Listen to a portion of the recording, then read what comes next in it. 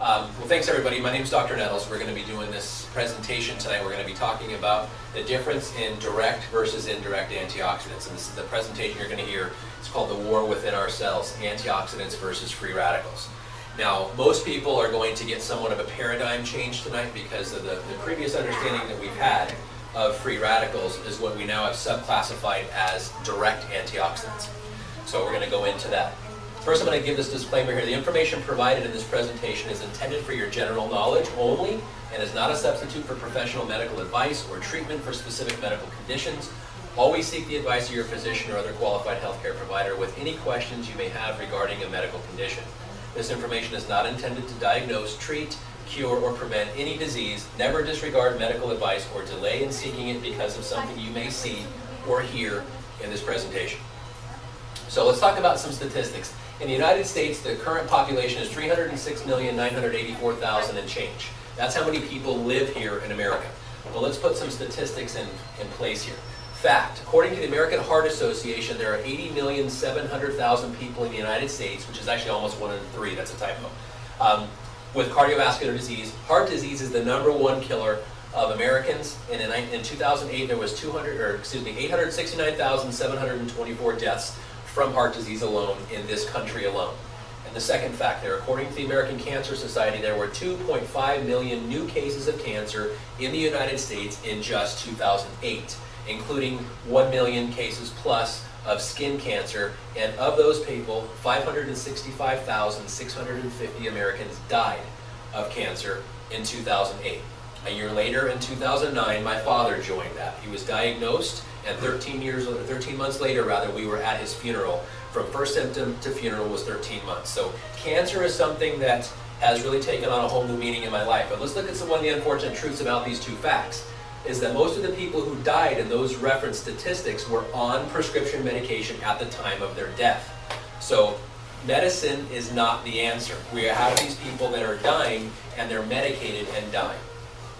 So we have to look at something different. Well, what do these diseases, specifically cancer and heart disease, what do they have in common? The answer is the aging process. These are diseases that are typically of the aged, and they're accelerated by oxidative stress. Oxidative stress is the term used for free radical damage, excessive free radical damage. So why do we age? The prevailing theory now on the aging process is this free radical equation. Scientists agree that aging and most deadly diseases are the direct result of cellular deterioration due to destructive molecules called free radicals. Free radicals, they damage, they increases predictably as you go or as you age, and it causes a condition known as oxidative stress. Again, advanced free radical damage is termed oxidative stress, and it leads directly to over 200 diseases, including diabetes, heart disease, cancer, depression, Alzheimer's, etc. That's a very small list. This is a very large issue here. So what can we do about this oxidative stress condition? What can we do to decrease it? The prevailing thought process out there, if you will, is antioxidants. Antioxidants are the solution, at least that's what we have been taught. Question is what variety are we talking about? We just until recently did not know that there is a direct antioxidant and there's an indirect antioxidant. So supplements, which are direct antioxidants, and I'll get into that here in a second. Antioxidant supplements and antioxidant-rich foods are everywhere, and they're promoted heavily. When I say everywhere, they're literally, I would challenge you to walk through any shelf in your grocery store and look for something that contains antioxidants. They're everywhere. They're promoted very heavily. But they're also promoted very ridiculously, in my opinion.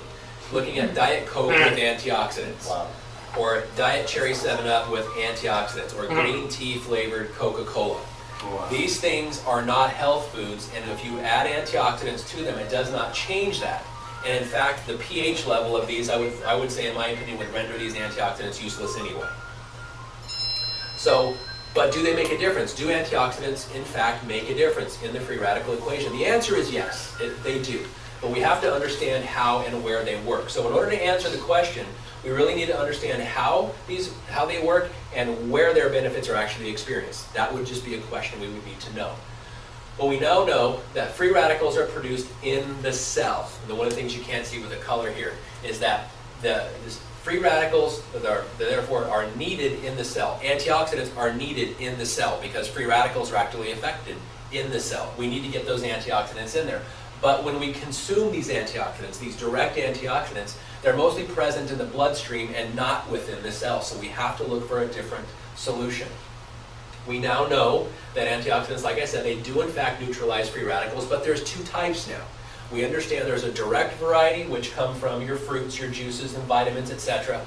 But there's also an indirect variety. They're antioxidant catalysts, the enzymes that are made by your cells. These indirect antioxidants, enzymes are produced in your cells as a consequence, or as a solution rather, to the free radical damage or the oxidative stress load of the person.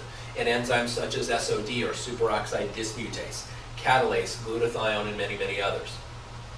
So when our bodies don't eliminate these antioxidants, these free radicals, within the cell, we need to actually have the equation that is going to work. So direct antioxidants work within the cell. I'm going to use this. So in the presence of catalase, which is a direct or an indirect antioxidant produced by your cells, within the environment of your cells, when you have some hydrogen peroxide in the presence of catalase, it neutralizes it into water and oxygen. It actually neutralizes these free radicals within the cell by this enzyme that your body makes. We now know also that enzymes offer pure antioxidant protection as a balanced network.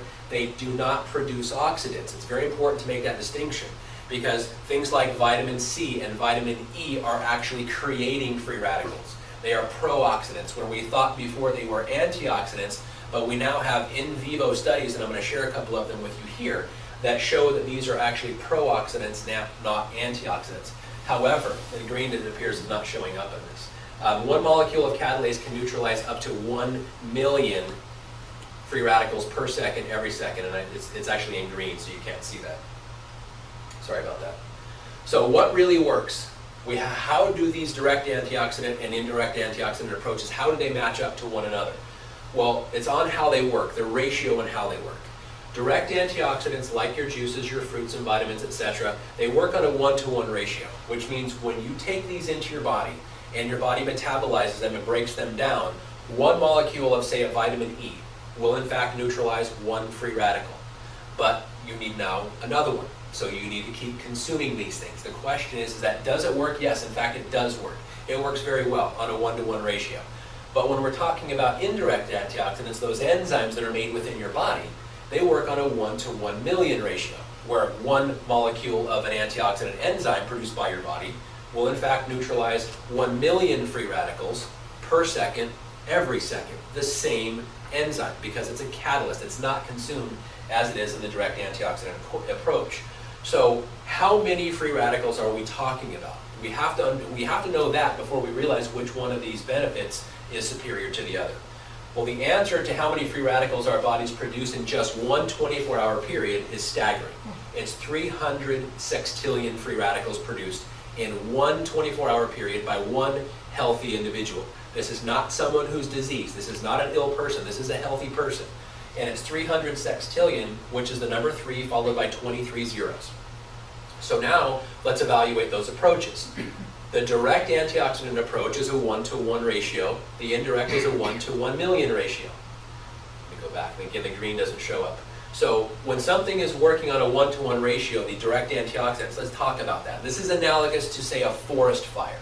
That 300 sextillion free radicals is like the forest fire, or a raging forest fire.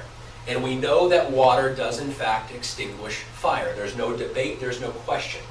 But if we have a cup full of water thrown onto a raging forest fire, it's not going to have any effect, though water does in fact extinguish fire.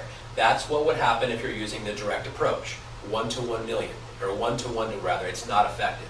Whereas the indirect approach, the 1-to-1 million, is like pouring that same cup of water on a single birthday candle. It's very effective, and it does in fact neutralize it, though it has been shown now in peer-reviewed studies by at least 40%, up to 70% and 100% of people participating in taking Protandim after just 30 days, this indirect approach.